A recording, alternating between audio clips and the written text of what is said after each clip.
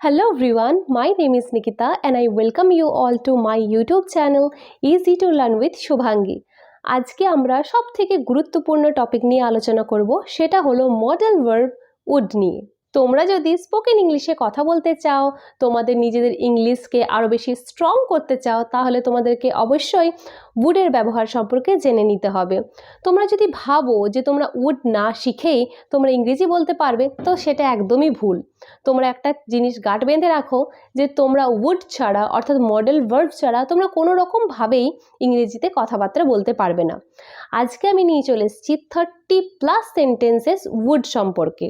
এই সেন্টেন্সগুলোর মাধ্যমে তোমরা বুঝতে পারবে যে উডকে আমরা কোথায় কখন কিভাবে ব্যবহার করতে পারি।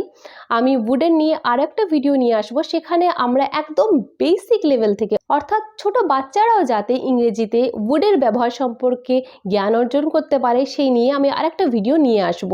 আজকে আমরা আলোচনা করব উডকে আমরা স্পোকেন ইংলিশের ক্ষেত্রে কোথায় কোথায় ব্যবহার করতে পারি, কীভাবে ব্যবহার করতে পারি। সেগুলোর জন্য আমি তোমাদেরকে অনেক সেন্টেন্স দিয়ে রেখেছি। আশা করছি আজকের ভিডিওটি দেখার পর থেকে তোমাদের আর কোনো রকম উড নিয়ে মাথা ব্যথা থাকবে না। আজকের ভিডিওর মাধ্যমে তোমাদের সবার অনেকটা কনসেপ্ট ক্লিয়ার হয়ে যাবে উড সম্পর্কে।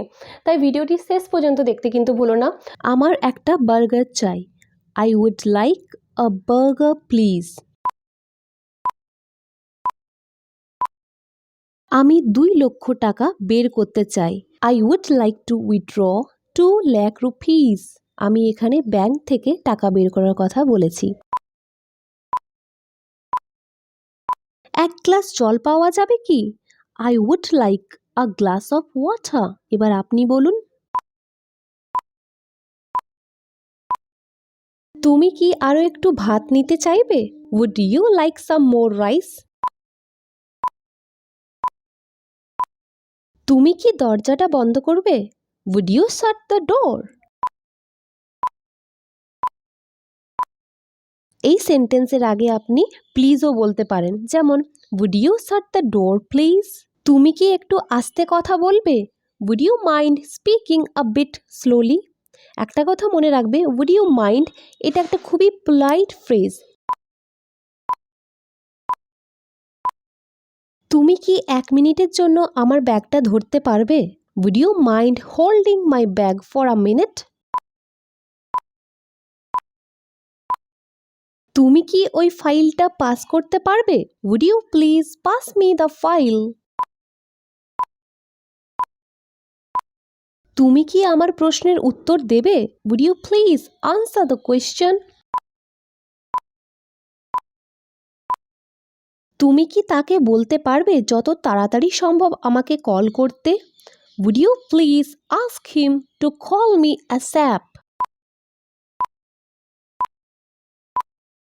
একটা কথা মনে রাখবে, অ্যাসঅ্যাপ মানে হলো অ্যাজ সুন অ্যাজ পসিবল। এটা একটা শর্ট ফর্ম। তুমি কি ঘর আসার সময় ব্রেড নিয়ে আসতে পারবে?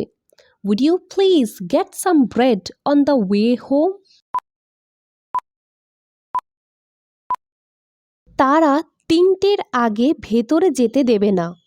দে wouldn't allow to enter before 3 PM।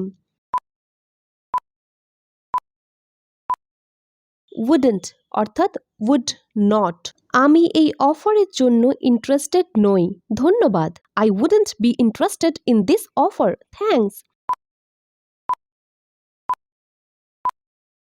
সে এত দেরিতে আসবে না। She wouldn't be coming so late.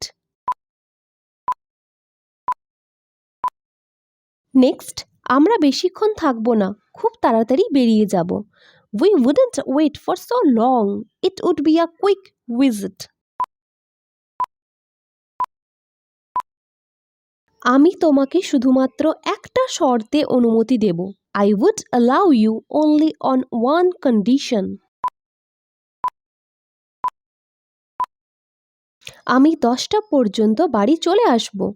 I would be back home by 10 PM।